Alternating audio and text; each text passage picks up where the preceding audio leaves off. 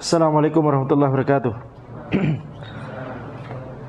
Alhamdulillahirabbil alamin wassalatu wassalamu ala sayyidina Muhammadin wa ala alihi washabihi ajma'in. Amma ba'd. Kita lanjutkan pembahasan dari kitab Tadhkiratus Sami' wal Mutakallim fi Adabil Alim wal Muta'allim karya Ibnu Jama'ah Al-Kinani Asy-Syafi'i rahimahullahu taala, di mana kita sebelumnya membahas tentang adab dari penuntut ilmu dan orang yang mengajarkan ilmu terkait tempat untuk belajar ilmu syar'i, madrasah atau pondok atau ma'had atau jami'ah. Maka di adab yang kedua, di pertemuan sebelumnya telah dijelaskan bahwa seorang pengajar di pondok atau ma'had atau jami'ah tersebut harus memiliki keutamaan, ya, memiliki ilmu yang mutqin, memiliki adab yang baik, dan kemudian memiliki semangat untuk memberikan manfaat kepada para muridnya. Ya, ini yang telah kita bahas. Jadi tidak hanya sekedar menunaikan kewajiban saja, kewajiban mengajar, akan tapi juga harus punya semangat untuk memberikan manfaat, yakni menebarkan ilmu, memberikan faedah, memahamkan para muridnya tentang ilmu syar'i. Kemudian juga kita membahas bagaimana bisa jadi di dalam madrasah atau pondok tersebut ada yang namanya mu'id, yaitu semacam asisten, ya, untuk mengulangi kembali pelajaran setelah diajarkan oleh para guru, para ustadz atau para syekh di madrasah tersebut. Maka ada mu'id, yaitu asisten, bisa dari santri yang senior atau selain dari mereka. Maka di sini di antara adab yang dijelaskan pekan sebelumnya, pertemuan sebelumnya, adalah bahwa seorang mu'id, seorang asisten tersebut hendaknya mendahulukan para santri atau para murid yang memang terdaftar secara resmi di madrasah tersebut. Itu yang didahulukan kalau waktunya terbatas.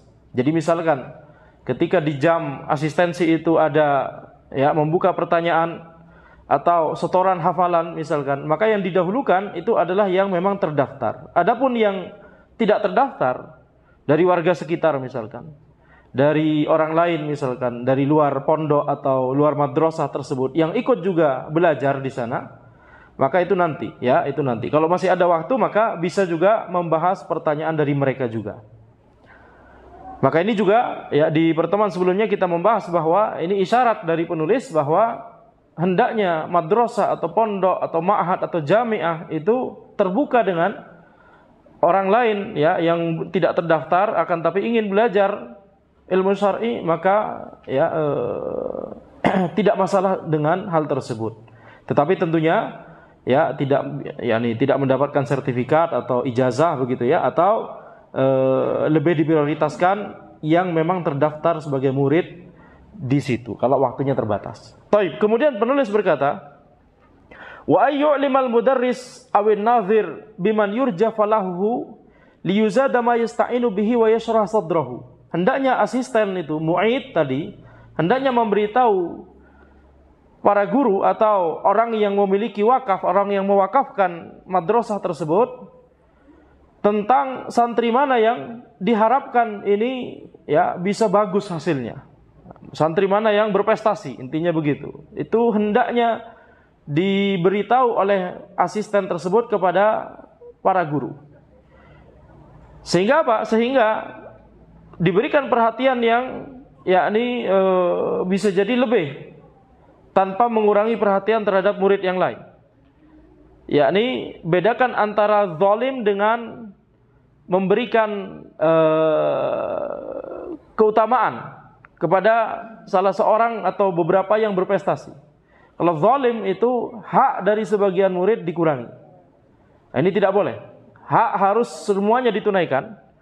Akan tapi kalau misalkan ada yang berprestasi dan prestasi ini, ya, tidak disebutkan oleh penulis, akan tapi prestasi dari murid itu banyak macamnya.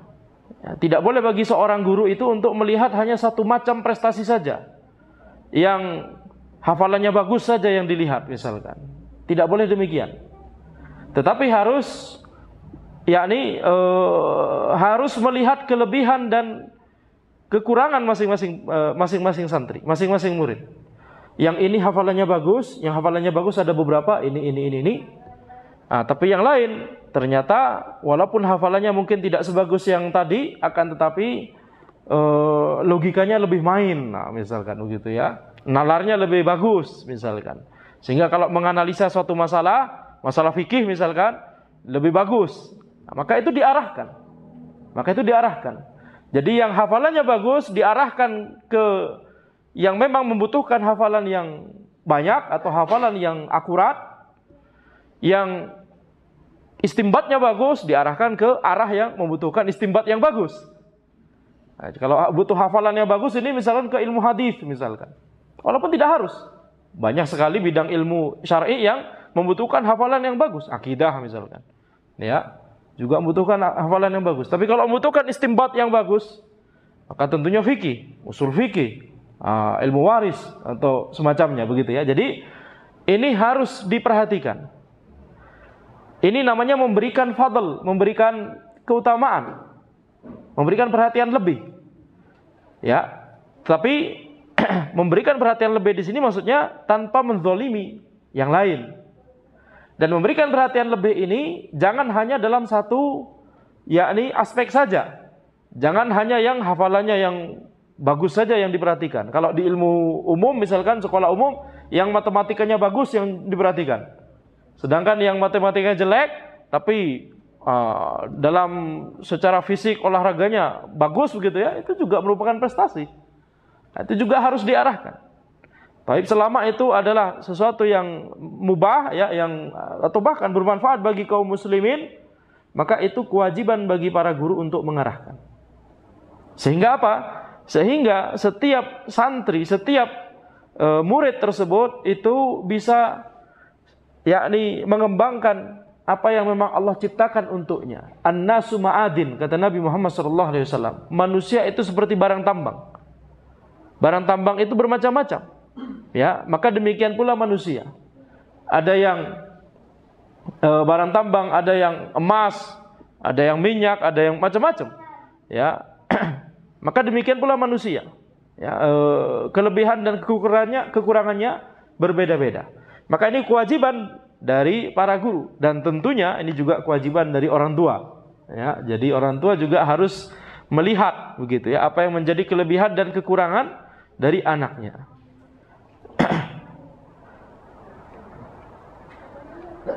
Maka ini harus diperhatikan supaya bisa diberikan perhatian lebih kepada santri tersebut. Kemudian supaya juga wayashraha sadrahu, supaya para guru atau sekolah tersebut bisa melapangkan dada dari si murid tersebut. Yakni diberikan perhatian, diberikan penghargaan bisa jadi. Nah, ini penting, diberikan penghargaan, diberikan ya kalimat yang memotivasi, minimal kalimat yang memotivasi. Kalau misalkan ada penghargaan seperti diberi kitab misalkan begitu ya, maka itu bagus. Atau hal-hal lain misalkan ya, diberikan uang saku lebih karena telah menyelesaikan hafalan sekian juz misalkan begitu ya, atau telah membuat tulisan yang baik, analisanya baik tentang suatu masalah misalkan begitu. Jadi aspeknya itu jangan cuma satu saja yang tadi yang Anda katakan, tapi harus variasi aspeknya. Ada yang mungkin kita lihat yang aspek hafalannya bagus siapa saja, yang analisanya bagus siapa saja, ya, kemudian yang bacaannya, wawasannya banyak siapa saja begitu ya. Jadi itu yang harus diperhatikan. Wa yutalibahum bi ardi mahfuzatihim illam yu'ayyan lidzalika ghairuhu. Asisten itu hendaknya juga mengurusi setoran hafalan. Ya. Kalau misalkan ini memang tidak ada peraturannya dari madrasah. Akan tapi itu merupakan juga yakni yang harus diperhatikan oleh asisten. Bisa jadi madrasahnya punya aturan. Nah, di jam asistensi harus setoran hafalan. Tapi kalau tidak ada misalkan, maka tetap seorang asisten juga harus memperhatikan ya masalah setoran hafalan. Wa yu'idu lahum ma tawaqqafa fahmuhu alaihim min durusil mudarris wa lihadza summiya mu'idan. Dan asisten tersebut mengulangi ya materi yang belum dipahami oleh para murid dari pelajaran yang diberikan oleh guru. Dia mengulangi pelajaran yang belum dipahami. Makanya dia disebut sebagai mu'id, seorang yang mengulangi. Ya kalau di bahasa kita asisten atau tutor begitu ya. Wa idza syarata al-waqifu isti'rad al-mahfuzi kull syahrin aw kull faslin 'ala al-jami' khaffafa qadra al-'ardi 'ala man lahu ahliyatul bahthi wal fikri wal mutala'ati wal munazarah. Ketika orang yang mewakafkan sekolah tersebut itu mensyaratkan, membuat peraturan, saya wakafkan tanah saya untuk dibuat sekolah, tapi saya punya permintaan, punya syarat, yaitu apa? Harus ada setoran hafalan setiap bulan atau setiap semester misalkan dari seluruh santri. Nah, ini berarti apa? Syarat dari orang yang mewakafkan ini wajib untuk dilaksanakan. Maka hendaknya para guru dan juga para asisten itu meringankan kadar hafalan yang untuk disetorkan bagi para santri yang memiliki keahlian untuk meneliti, berpikir, menganalisa, menelaah dan berdiskusi. Yani seolah penulis hendak menjelaskan bahwa umumnya para santri itu terbagi menjadi dua. Kalau hafalannya bagus, analisanya agak kurang. Kalau analisanya bagus, hafalannya agak kurang. Ya, ini secara umum yang terjadi. Akan tapi kecuali yang dirahmati oleh Allah Subhanahu wa taala, analisanya bagus, hafalannya bagus. Contohnya siapa? Imam Ahmad rahimahullah ta'ala, ya, contohnya langsung tinggi. Imam Ahmad, Syekhul Islam Ibnu Taimiyah, itu contoh yang anomali, ya, la yuqasu alaih. Kata para ulama, ini contoh, ini orang yang tidak bisa dikiaskan. Tidak boleh dikiaskan, karena nggak bisa dikiaskan dengan mereka. Anomali, ya. Jadi umumnya antara dua ini, ya, hafalannya bagus tapi analisanya agak kurang, atau sebaliknya analisanya bagus tapi hafalannya agak kurang, sehingga santri yang bisa menelaah, bisa menganalisa, berpikir, ya, kemudian berdiskusi, kemudian memunculkan dalil dan membantah dalil, ini butuh keahlian tersendiri. Ya, jadi itu setoran hafalannya dikurangi, kata penulis. Karena biasanya yang seperti ini itu ya tidak sebagus orang yang santri-santri yang lain yang hafalannya ya bagus tapi analisanya mungkin agak kurang. Li'annal jumuda 'ala nafsil masturi yashghalu 'anil fikri alladhi huwa al-tahsil wa tafaqquh. Karena beliau menyebutkannya jumud, tapi di sini kata jumud di sini bukan jumud yang kita sering dengarkan, jumud yang makna negatif, yang fanatik, taklid pada misalkan seseorang atau pada suatu mazhab misalkan, ya. Tapi jumud di sini maksudnya adalah karena selalu stagnan pada satu baris, pada beberapa baris dari kitab dalam rangka untuk menghafalkannya, itu membuat santri tersebut kurang produktif waktunya. Jadi kalau santri tersebut lebih bagus dalam menganalisa, agak kurang dalam masalah hafalan, sehingga nanti kalau kita setoran hafalannya sama, dalam satu semester hafalan yang harus disetorkan misalkan 30 halaman misalkan, matan. Ya. Sedangkan orang ini lebih bagus analisanya daripada hafalannya. Akhirnya apa? Akhirnya waktu yang dia gunakan lebih banyak untuk menghafal daripada orang-orang yang memang hafalannya bagus. Nah, sehingga santri yang hafalannya agak kurang ini akhirnya waktunya menjadi tersita, yang harusnya dia lebih banyak untuk menganalisa, menelaah, ya, studi literatur, menguliti dalil orang lain begitu ya, misalkan. Akhirnya berkurang sehingga tidak produktif bagi dia. Ini kurang bermaslahat bagi dia. Tapi bisa jadi bermaslahat bagi yang memang Allah ciptakan untuk hafalan. Nah, sehingga kata penulis, ini harus diperhatikan. Orang yang memang bisa menelaah atau lebih dimudahkan untuk menelaah dan menganalisa dan berpikir, maka hendaknya setoran hafalannya dikurang. Karena ini bisa menyibukkan dia dari menelaah dan tafaqquh dan memahami ilmu tersebut. Jadi ini pembahasan yang banyak disebutkan oleh para ulama antara faham dan hifdz, antara memahami dan menghafalkan, mana yang didahulukan. Maka ini dilihat, ya. Selain ini berbeda-beda antara orang, ini juga berbeda-beda antara satu orang yang sama ketika umurnya berbeda. Ketika dia masih anak-anak, maka utamakan dulu hafalan. Ya, pemahaman itu juga diperhatikan, akan tapi ya tentunya pemahaman dari anak kecil tentunya tidak bisa kita membuat dia bisa paham tentang yakni pendalilan yang rumit dari para ulama misalkan begitu ya. Tentunya tidak bisa kita harapkan demikian, anak kecil, masih anak kecil. Tapi hafalan dalilnya, nah ini bisa kita harapkan dia bisa bagus. Jadi untuk anak kecil hafalannya agak lebih ditinggikan, tapi pemahaman nomor 2 begitu ya. Jangan ditinggalkan sama sekali. Jangan suruh hafal tanpa ya diberikan pemahaman, ini nggak boleh juga. Kalau sudah dewasa, misalkan baru ngaji, baru ngajinya sudah dewasa, dengan kata lain baru tobatnya sudah dewasa. Baru ngaji ini sama dengan baru tobat gitu ya. Antum kapan mulai ngaji? Itu sama dengan bertanya, antum kapan tobatnya? Taib, ini bercanda saja ya. Ya daripada nggak tobat Ustaz gitu ya. Jadi kalau sudah dewasa, maka pemahamannya yang agak diperbanyak. Hafalan jangan ditinggalkan, tapi hafalan nomor 2 di sini. Ya, karena itulah sifat manusia, semakin tua semakin susah untuk menghafal. Tapi ketika sudah dewasa, ya maka pembahasan yang walaupun itu panjang, misalkan butuh 1 jam untuk menjelaskan alur pendalilan. Nah, kalau dijelaskan dengan baik, orang dewasa insya Allah ngerti, betul tidak? Tapi kalau anak kecil kan nggak akan ngerti. Kalau misalkan masih SD, misalkan kita pahamkan gimana pendalilan Malikiyah dan Hanabilah tentang masalah riba, kan susah, betul tidak? Gimana cara anak SD paham? Ya, kecuali yang dirahmati oleh Allah Subhanahu wa taala, seperti misalkan Imam Syafi'i misalnya ya. SMP sudah bisa berfatwa, ya, berarti belajarnya itu sudah dari SD sudah paham segala macam yang rumit seperti itu. SMP sudah bisa berfatwa. Kita SMP masih makan lidi-lidian itu. Baik, jadi ya tapi tidak boleh, kata para ulama, tidak boleh putus asa.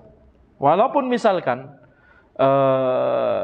baru ngaji sudah dewasa, akan tapi kita lihat para ulama banyak yang juga baru ngaji ketika sudah dewasa. Seperti misalkan Ibnu Hazm. Ibnu Hazm itu sudah dewasa baru tobatnya. Baru mulai menuntut ilmunya sudah dewasa. Ya, tetapi ketika beliau itu kemudian yakni berusaha dan meluruskan niat kepada Allah Subhanahu wa taala, Allah bukakan ilmu kepada beliau. Ya. Sehingga menjadi salah satu ulama besar dari Ahlus Sunnah wal Jamaah. Wa ammal mubtadi'un wal muntahun fa yatalabu kullun minhum ala ma yaliqu bihalihi wa dhihnihi wa qad taqaddama sa'iru adabil alim ma'at talabah. Adapun penuntut ilmu pemula dan penuntut ilmu yang advance, yang sudah tinggi, lanjutan, maka setiap dari mereka itu ya beban kurikulum untuk mereka itu disesuaikan dengan kondisi mereka, disesuaikan dengan marhalah mereka. Ya, dan ini telah disampaikan di beberapa bab sebelumnya, kata penulis di sini. Baik, jadi kita lihat dari adab yang kedua ini, ya di bab ini kita mendapatkan kesimpulan bahwa seorang pengajar dan juga asisten itu harus amanah. Amanah dalam mengajarkan ilmu. Amanah dalam mengajarkan ilmu itu mencakup beberapa unsur, beberapa hal ya, yang harus dipenuhi supaya seseorang itu bisa disebut amanah. Yang pertama adalah dia harus amanah secara ilmiah, memiliki amanah ilmiah. Yaitu apa? Dia harus mengatakan mana yang merupakan ketauhidan, mana yang merupakan kesyirikan. Mana yang merupakan sunnah, mana yang merupakan bid'ah. Mana yang halal, mana yang haram. Tidak boleh bagi dia untuk mengatakan yang halal jadi haram, yang haram jadi halal. Yang sunnah itu bid'ah, yang bid'ah itu sunnah. Yang tauhid itu syirik, yang syirik itu tauhid. Ya, maka ini makna pertama dari amanah. Harus memiliki amanah ilmiah. Dengan kata lain, akidahnya bagus dan ilmunya bagus, gitu ya. Akidahnya bagus, manhajnya bagus dan ilmunya bagus. Maka ketika seseorang, terutama orang tua, para orang tua, mencari sekolah, harus mencari sekolah yang para pengajarnya dikenal amanah dengan makna amanah yang pertama ini, yaitu amanah secara ilmiah. Amanah nanti di hadapan Allah Subhanahu wa taala, nanti di akhirat. Antum mengajarkan apa kepada para murid antum? Anda mengetahui ada salah seorang kiai ya, di Madura yang cerita bahwa beliau rujuk kepada sunnah karena selalu berpikir nanti bagaimana kalau di akhirat saya ditanya oleh Allah Subhanahu wa taala apa yang kamu ajarkan kepada para santri. Itu dari Asy'ariyah kemudian rujuk kepada sunnah. Masya Allah. Karena itu yang selalu menghantui beliau, selalu di benak beliau, apa yang nanti harus ana jawab di hadapan Allah Subhanahu wa taala ketika nanti ditanya apa yang antum ajarkan selama ini kepada para santri. Ini namanya amanat ilmiah. Yaitu apa? Yaitu katakan yang hak bahwa itu adalah hak, katakan yang batil itu adalah batil. Kemudian makna kedua dari amanah di sini, ya amanah, ya ini dalam masalah ketepatan waktu, ya amanah dalam masalah jumlah pelajaran yang dibahas. Jadi kalau misalkan di sekolah tersebut mengajarkan misalkan fikih, tentunya fikih, seluruh fikih tidak mungkin diajarkan dalam satu semester. Maka biasanya dibagi-bagi. Fikih ibadat 1 tahun. Nah, jadi fikih ada 4. Ada fikih ibadat, bahas masalah ibadah, ya, thaharah, salat, zakat, puasa, haji, dan umroh. Ya. Kemudian fikih muamalat, jual beli, sewa menyewa, riba, dan seterusnya. Ya. Syarikah, dan seterusnya. Kemudian fikih munakahat, pernikahan, ya, tolak, dan seterusnya. Kemudian fikih jinayat, masalah hukuman had, ya, masalah kriminalitas dan seterusnya. Jadi ada 4 bagian besar dari fikih. Nah, ini harus dibagi-bagi. Biasanya di sekolah atau jamiah, ma'had itu dibagi-bagi.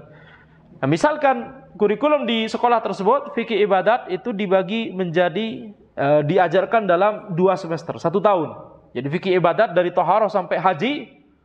Ya, ini kalau diajarkan dalam 1 semester mungkin kebanyakan. Jadi biasanya diajarkan dalam 1 tahun. Maka itu harus dipenuhi oleh para pengajar. Ini salah satu amanah, yaitu sesuai dengan silabus. Sesuai dengan apa yang dijadikan sebagai kurikulum. Karena apa? Karena ini teranggap sebagai janji. Janji kepada para murid tersebut bahwa ketika mereka daftar ke sekolah itu, mereka akan mendapatkan pelajaran sesuai dengan yang dituliskan di silabus. Ini seolah seperti sudah merupakan kesepakatan, begitu ya. Jadi di antara makna amanah adalah para pengajar harus semangat untuk sesuai dengan silabus yang diajarkan. Ya. Taib. Kalau misalkan tidak bisa, maka bisa mengurangi mata pelajaran atau bidang ilmu yang kurang urgen misalkan, begitu ya. Nah, jadi diganti dengan mata pelajaran atau mata kuliah yang lebih urgen.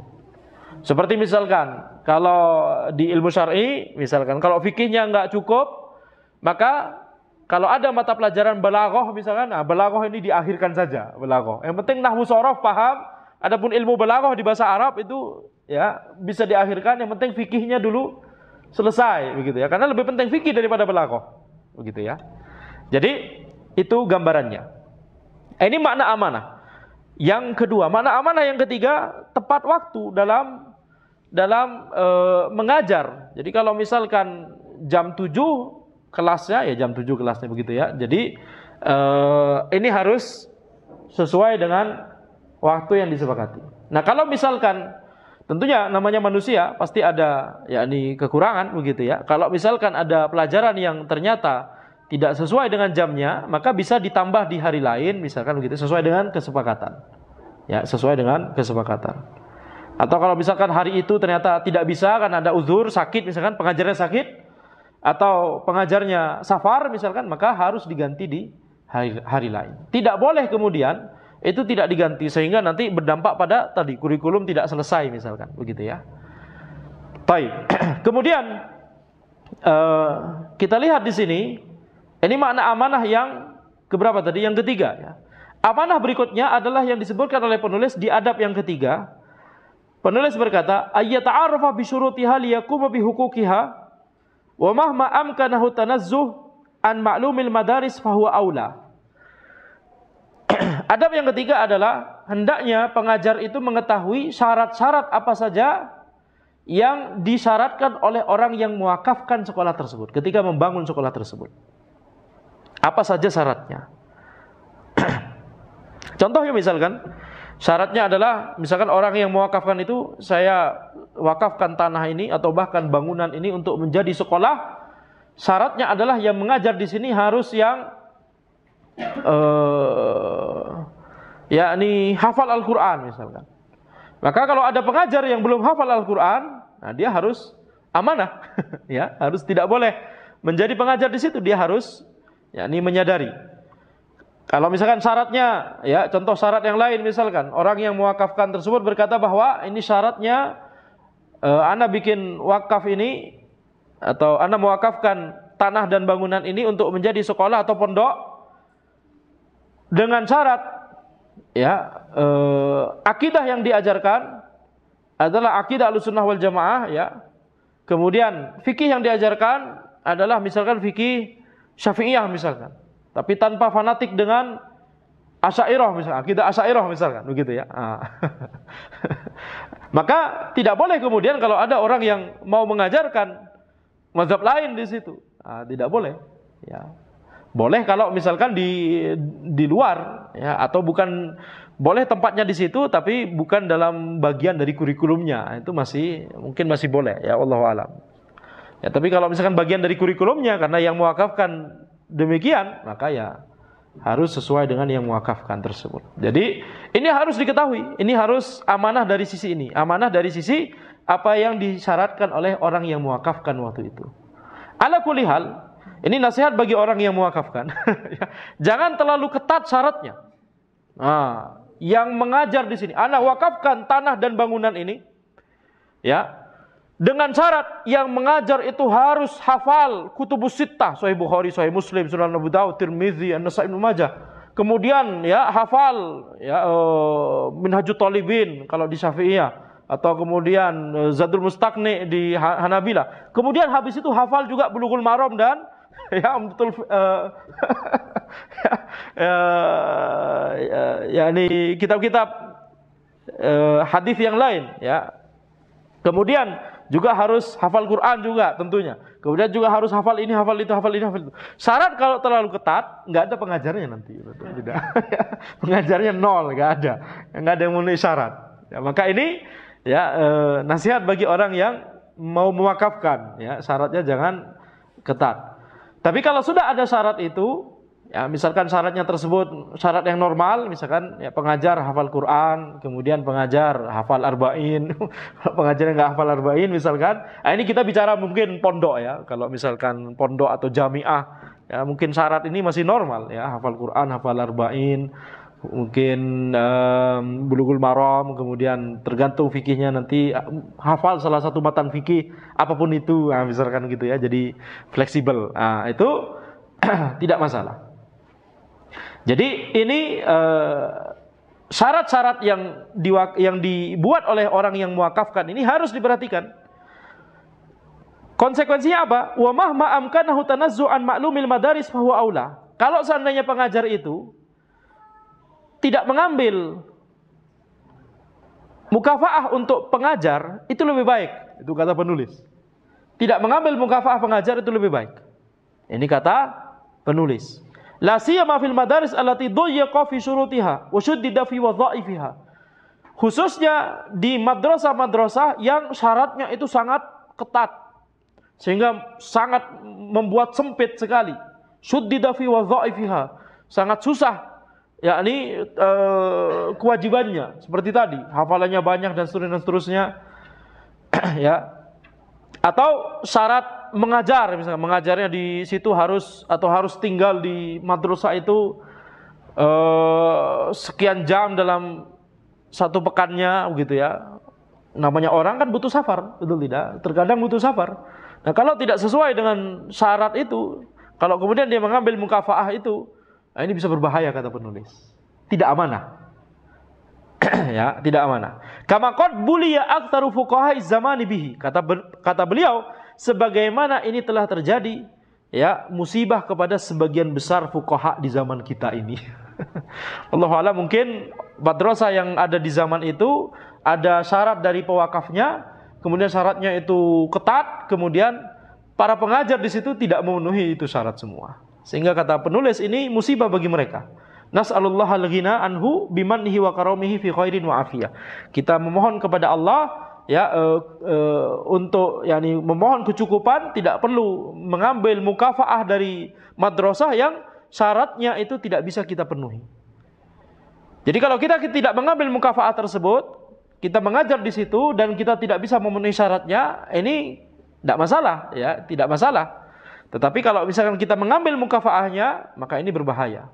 Tapi alhamdulillah kalau misalkan di zaman ini ya, terutama di negeri kita ini, insya Allah tidak ada syarat-syarat yang berat itu, betul tidak? Mungkin ada syarat sedikit tapi tidak seberat yang disebutkan tadi, seperti hafalannya harus banyak dan ini dan itu, harus hafal kutubus sittah. Siapa orang yang menghafalkan kutubus sittah di zaman ini kecuali sedikit. Kecuali sedikit. Sehingga kalau misalkan ada madrasah atau pondok atau bahkan jamiah yang syarat dari pewakafnya seperti itu, bisa jadi nggak ada pengajarnya. Ya, bisa jadi nggak ada, atau ada pengajarnya tapi itu tadi dia mengambil mukafaah, akan tapi dia tidak berhak untuk mengambil mukafaah tersebut. Fa in kana tahsiluhu al-bulghah yudayyi'u zamanahu wa yu'attiluhu an tamamil ishtighal aw lam takun lahu hirfa ukhra tuhasilu bulghatahu wa bulghata iyalihi fala ba'sa bil isti'anah bidzalik bi niyyati tafarru li akhdhil ilmi wa naf'in nasi bihi. Sekarang kita kembali kepada pembahasan kalau misalkan tidak ada syarat yang berat. Kalau misalkan tidak ada syarat yang berat tadi, maka kata penulis yang lebih utama pengajar tidak mengambil mukafaah dari situ. Ini yang lebih utama. Tapi kalau misalkan ya akhirnya karena dia misalkan tidak mengambil mukafaah, kemudian akhirnya dia bekerja di pekerjaannya yang lain begitu ya, sehingga membuat waktunya untuk belajar dan mengajar itu menjadi terbatas. Kemudian yakni dia tidak mampu untuk menyibukkan diri dengan ilmu dengan maksimal begitu ya, gara-gara harus bekerja dengan pekerjaan yang lain. Atau misalkan dia tidak punya pekerjaan yang lain yang mencukupi kebutuhan hidupnya dan kebutuhan hidup keluarganya, maka tidak mengapa untuk ya mengambil manfaat dari mukafaah tersebut, mengambil gaji atau mengambil mukafaah dengan niat untuk supaya dia tidak tersibukkan dengan yang lain, supaya dia punya banyak waktu untuk menuntut ilmu dan mengajarkan ilmu kepada orang-orang, kepada masyarakat, kepada para santrinya. Dan ini biasanya inilah yang umum terjadi. Maka hukumnya apa? Tidak mengapa. Bahkan ana tambahkan di sini bisa jadi itu merupakan sesuatu yang sangat dianjurkan bagi pengajar tersebut ya, apalagi kalau kondisinya tidak ada pekerjaan yang lain. Apalagi kalau ditambah dengan niat ana tidak mau ada pekerjaan lain supaya ana fokus setelah mengajar, di luar waktu mengajar ana belajar. Sehingga nanti ya semakin bagus ilmu yang disampaikan kepada para murid begitu ya. Maka ini juga merupakan adalah yakni merupakan sebuah hal yang dianjurkan bagi orang tersebut. Ya, jadi tidak ada masalah dengan itu. Mengambil mukafaah atau gaji dari sekolah atau madrasah atau pondok atau jamiah, ya, sehingga pengajar tersebut mendapatkan gaji dari situ tidak masalah. Bahkan bisa jadi dianjurkan kalau itu bisa membuat dia fokus untuk menuntut ilmu syar'i dan mengajarkannya. Tetapi dari sisi pengajar ya harus tetap meluruskan niat, tidak boleh dia mengajar dalam rangka hanya sekedar untuk mendapatkan gaji. Makanya tadi yang kita sebutkan bahwa seorang pengajar harus memiliki kualitas semangat untuk memberikan ilmu kepada orang lain, kepada masyarakat, kepada para muridnya, para santrinya. Tidak hanya sekedar memenuhi kewajiban, yang penting anak ngajar dapat gaji. Tidak boleh demikian. Ya, karena innamal a'malu binniyat. Sungguhnya amalan itu bergantung pada niatnya. Berapa banyak orang yang tidak bisa berada di pekerjaan tersebut, ya, dakwah full dakwah mengajar ilmu syar'i. Tidak banyak orang yang demikian. Ya, tidak banyak orang yang diberikan taufik oleh Allah untuk bisa menjadi pengajar ilmu syar'i full time, ya, tidak banyak. Sehingga ketika seseorang itu dimudahkan oleh Allah untuk menjadi pengajar ilmu syar'i full time, ya, bahkan dia mengajar ilmu syar'i di sekolah atau madrasah tersebut di hadapan para santrinya, di luar jam mengajar ngisi kajian di masjid. Wah, ini masya Allah, ya. Tidak semua orang diberikan kemudahan oleh Allah atau kesempatan oleh Allah untuk demikian. Maka itu tidak boleh disia-siakan. Kalau kemudian ternyata dia niatnya cuma untuk mendapatkan gaji, maka ini tentunya rugi. Ya, dia rugi karena tidak semua orang bisa mendapatkan kesempatan itu, tapi dia justru malah menyia-nyiakannya. Nah, bagi orang yang tidak punya kesempatan itu, maka tidak masalah juga, tidak menutup kemungkinan ini bukan merupakan tanda bahwa antum tidak bisa berdakwah, tidak bisa mengajar. Antum memiliki pekerjaan dari di pagi, siang, atau bahkan misalkan sampai sore bekerja di pekerjaan antum masing-masing, tapi di waktu sisanya antum bisa mengajarkan ilmu syar'i. Kalau kita berilmu, kalau kita memiliki ilmu yang sudah bisa membuat kita levelnya sudah bisa sampai pada taraf pengajar, maka tidak masalah untuk memiliki pekerjaan yang bukan full time dakwah tadi, ya, mengajar ilmu syar'i, tapi di waktu-waktu yang lain kita bisa mengajarkan ilmu syar'i. Ya, sebagaimana itu yang terjadi pada salah satu guru ana, Syekh Abdul Mun'im Elamin rahimahullah taala, yang meninggal dunia ketika Covid kemarin. Beliau bekerja kantoran di Amerika Serikat karena ana belajarnya sama beliau. Beliau tinggal di Amerika Serikat, ya. Jadi pekerjaan pagi, siang, sorenya itu ya di kantor. Tapi kemudian kalau malam, ba'dal fajr atau weekend begitu, ya, beliau sibuk dengan mengajarkan ilmu syar'i.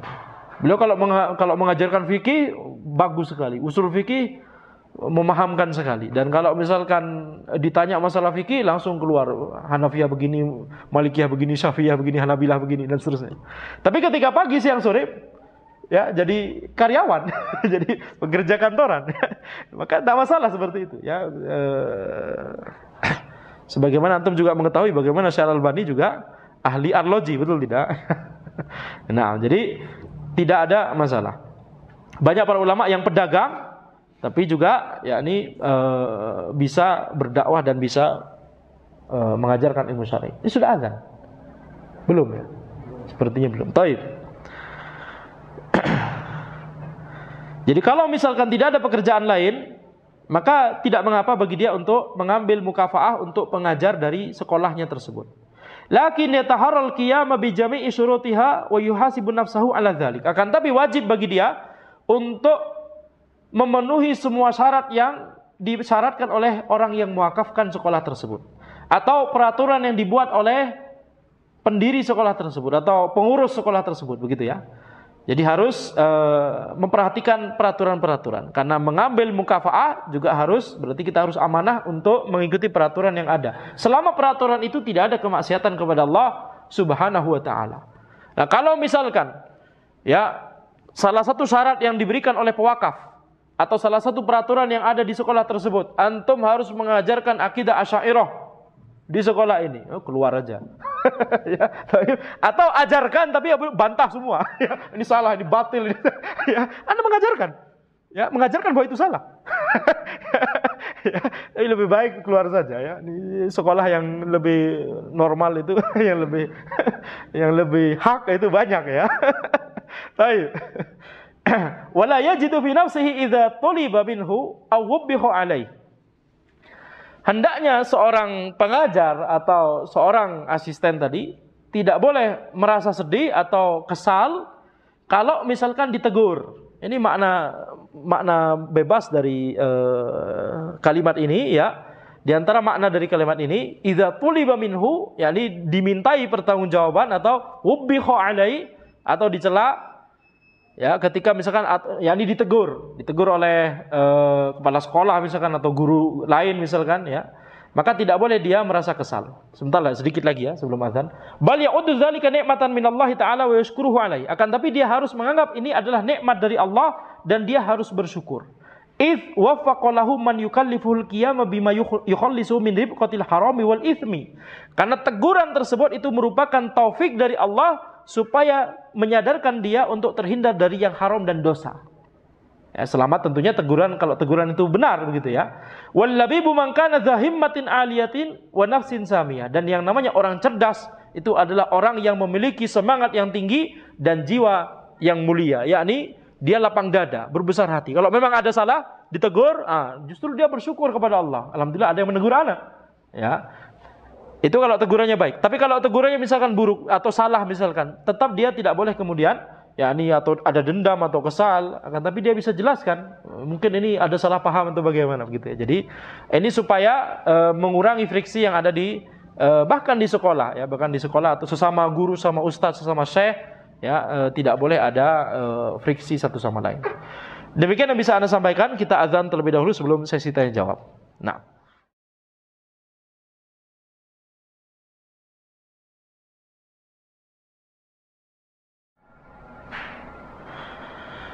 Taib. Silakan kalau ada pertanyaan. Ya. Assalamualaikum warahmatullahi wabarakatuh. Waalaikumsalam warahmatullahi wabarakatuh. Terkait yang tadi terkait mengutamakan siswa yang memiliki kelebihan dalam ilmu syar'i, dalam pemahaman maupun hafalannya itu. Nah, ini kan terkait dengan ilmu syar'i gitu. Tapi gimana dengan ilmu dunia? Dimana sekarang kalau di sekolah umum biasanya sudah ada program akselerasi.